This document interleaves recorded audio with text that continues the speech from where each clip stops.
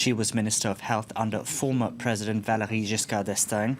Veil also served as President of the European Parliament and was a member of France's Constitutional Council. Simone Veil was a Holocaust survivor, and she is best known for pushing forward the law to legalize abortion in France in 1975. Here's a look back at her life. A survivor, that is how France will remember Simone Veil. Speaking in Auschwitz in 2005, it was as a survivor of the camps that this former deportee warned the world against the madness and intolerance of men.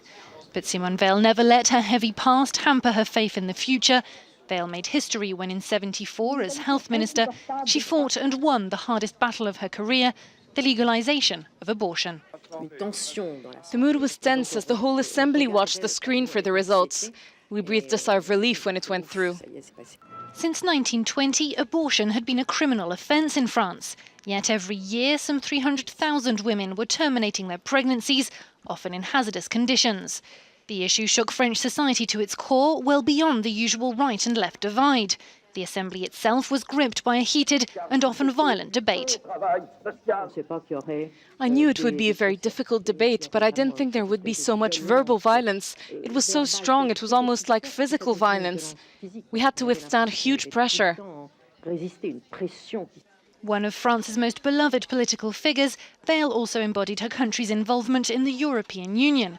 In 1979, Veil became president of the first popularly elected European Parliament, committing herself to advancing and promoting the European project. Ever the free spirit, in 2007, Veil surprised her political family of the centre-right by backing right-wing presidential candidate Nicolas Sarkozy. I appreciate his aptitude, his talent, and who he is as a person. I think he's by far the most capable person to take on the post of president. Just weeks later, when the elected president created a ministry associating national identity and immigration, Veil surprised again as she called against his controversial decision. Admired by all for her personal and political courage, Simone Veil was a major player in the modernisation of post-war France.